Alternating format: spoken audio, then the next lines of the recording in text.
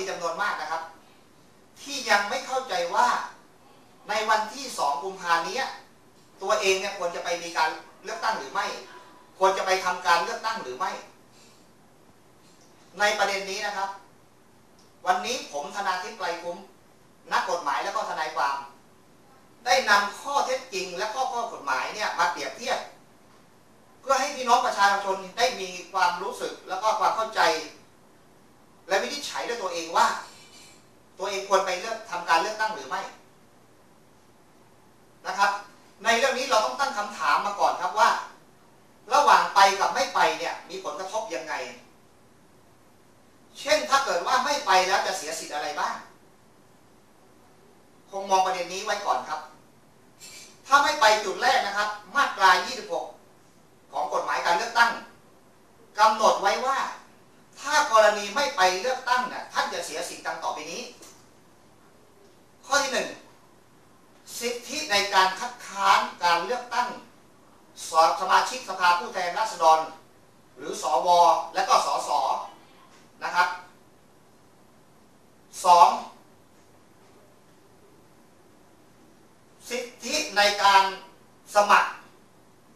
เป็นสวสสหรือสมาชิกท้องถิ่นหรือผู้บริหารท้องถิ่นนี่2 ข้อแล้วนะครับท่านเสียสิทธิ์ตรงนี้ถ้าท่านไม่ไปนะครับข้อที่ 3สิทธิในการสมัครเป็นกำนันหรือผู้ใหญ่บ้าน3 ประเด็นแล้วครับต่อมาเนี่ยข้อที่ 4ข้อสุดท้ายที่ท่านเสียสิทธิ์นะครับสิทธิตามมาตรา 28 ก็คือการสนับสนุนจากกองทุนพัฒนาการเมืองอันนี้พี่น้องประชาชนได้ข้อเท็จจริงแล้วครับว่าถ้าไม่ไปเสียอะไรบ้างเพราะฉะนั้นผมจะมาวิเคราะห์ให้ท่านฟังว่าข้อที่ 1สิทธิในการคัดค้านการเลือกตั้งสสสวเนี่ยต้องถามตัวท่านให้ดีว่า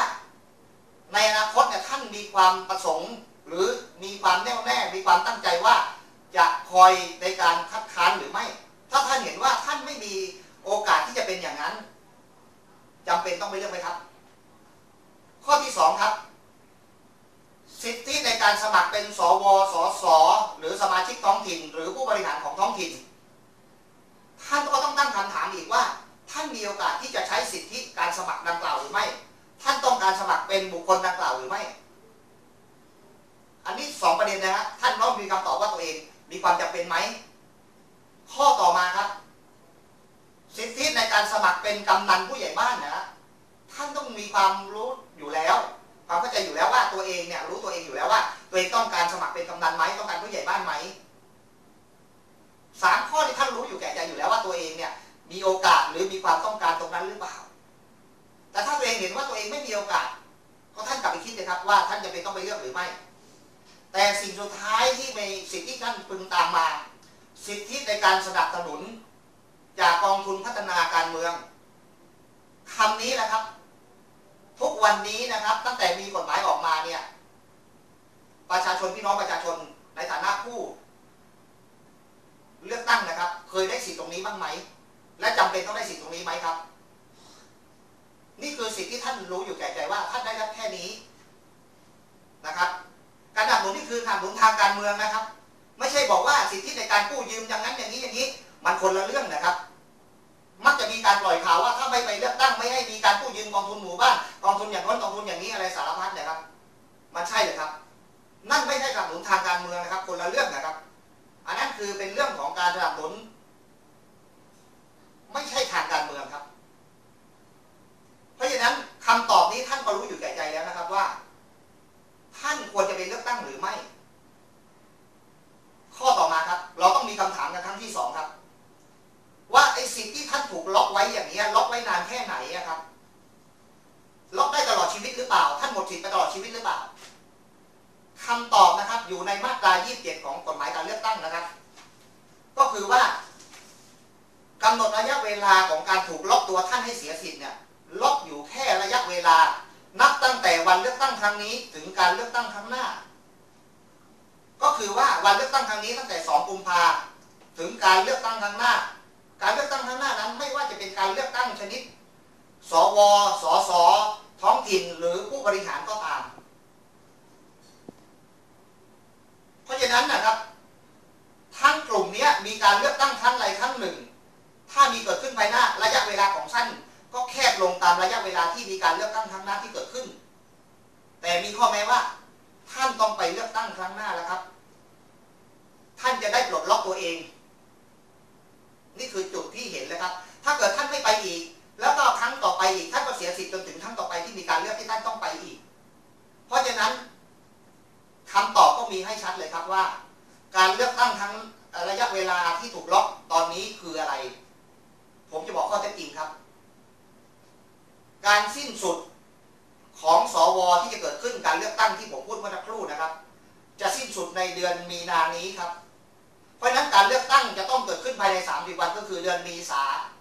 ษายนในปี57นี้ต้นเดือนครับเมื่อกฎหมายกำหนดไว้อย่างนี้แล้วต้องมีการเลือกตั้งสวเพราะฉะนั้นโอกาสที่จะปลดล็อกของตัวเองของพวกเราทุกคนของคนที่ไม่ไปเลือกตั้งครับมีระยะเวลาแค่2 เดือนเท่านั้นเองเพราะฉะนั้นถามว่า2 เดือนนี้ท่านคงสิทธิ์ไว้เพื่ออะไร2 เดือนนี้นะครับเพราะฉะนั้นจำเป็นไหมครับทีนี้ว่า2 เดือนเนี่ยท่านก็รู้อยู่แล้วว่า2 เดือนนี้การเลือกตั้งต่างๆไม่เกิดขึ้นอยู่แล้วร่วมตั้งแต่กุมภาจน2 กุมภาจนถึงต้นเมษาการเลือกตั้งต่างๆสิทธิต่างๆตรงนี้ผมมองไม่เห็นเลยครับว่ามีอะไรเกิดขึ้นแค่2 เดือนเพราะฉะนั้นคำตอบก็ได้อยู่แล้วว่าเราเนี่ยไม่ไปเลือกตั้งเนี่ยมีความเดือดร้อนหรือเสียสิทธิ์เสียการเป็นพลเมืองเนี่ยมากน้อยแค่ไหนอันนี้ท่านกลับไปทบทวนว่าท่านจะทำยังไงต่อควรจะไปเลือกตั้งต่อไปหรือไม่ถ้าไปเลือกตั้งเนี่ยนะมันแล้วแต่มุมมองของแต่ละคนนะครับบางคนบอกว่าไม่อยากสนับสนุนรัฐบาลที่ไม่มาโดยรัฐบาลที่ไม่ชอบด้วยกฎหมายหรือว่าไม่ใช่ต้องขอโทษนะครับเป็นรัฐบาลที่ไม่ชอบทำเป็นการสนับสนุนเขาหรือเปล่าหรือท่านคิดว่ารัฐบาลที่ชอบทำแล้วอันนี้ก็เป็นสิทธิ์ที่ท่านจะมองมุมมองของแต่ละคนอันนี้เราก็ให้อิสระในความคิดนะครับทีนี้บางคนก็ถามผมมาว่าแล้วถ้าไม่อยากไปเลือกตั้งเนี่ยจำเป็นต้องแจ้งเนี่ยเพราะตัวเองมีความจำเป็นอยากรักษาสิทธิ์ตัวนั้นไว้เนี่ยแม้กระทั่ง2 เดือนก็ตามอยากรักษาสิทธิ์ตัวนั้นไว้ควรทำอย่างไรท่านก็ต้องไปแจ้งเหตุขัดข้องที่ไม่ไปเลือกตั้งแจ้งเมื่อไหร่แจ้งก่อนการเลือกตั้ง7 วันแล้วก็หลังการเลือกตั้งอีก7 วันอย่างใดอย่างหนึ่งครับภายในระยะเวลานี้นะครับทีนี้ถามว่าเราจะแจ้งเนี่ยแจ้งมีเหตุผลไหมคนเรานะครับทำอะไรมันต้องมีเหตุผลคุณจะไปแจ้งดื้อๆว่าฉันไม่ไปเลือกตั้งอย่างนั้นเหรอมันไม่ได้ครับคุณต้องมีเหตุผลให้คณะกรรมการวินิจฉัยว่าการแจ้งของคุณนั้นควรคืนสิทธิ์ให้คุณหรือไม่เหตุผลมีไม่กี่ข้อแล้วครับข้อที่1นะครับ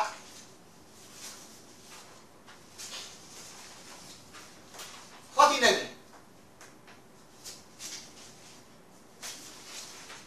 ครับเดี๋ยวนะ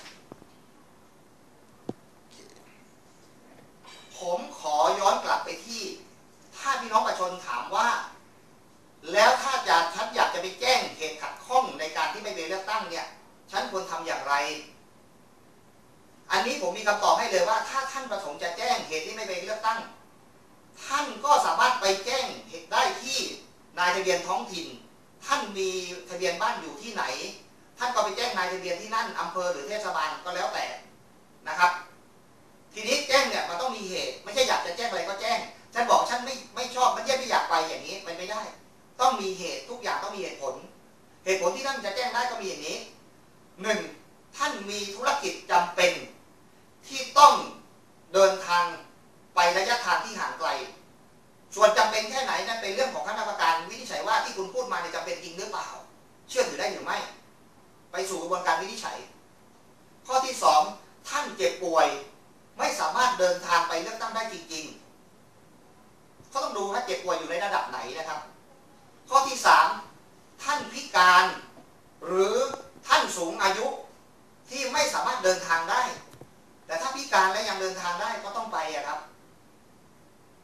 ผู้สูงอายุก็จริงนะครับแต่ถ้ายังเดินทางได้ท่านก็ต้องไปนะครับสุดท้ายนะครับมาการเดินทางของท่านเนี่ยท่านมีภูมิลำเนาที่อยู่ที่จะไปเลือกตั้งเนี่ยจุด2 จุดเนี้ยจุดที่บ้านตัวเองไปยังจุดเลือกตั้งห่างไกลกันเกินกว่า100 กิโลเมตรอันนี้นะครับหรือท่านต้องเดินทางออกนอกประเทศและไม่ได้แจ้งขอการเลื่อนการเลือกตั้งที่นอกประเทศไว้ทั้งหมดเนี่ยครับ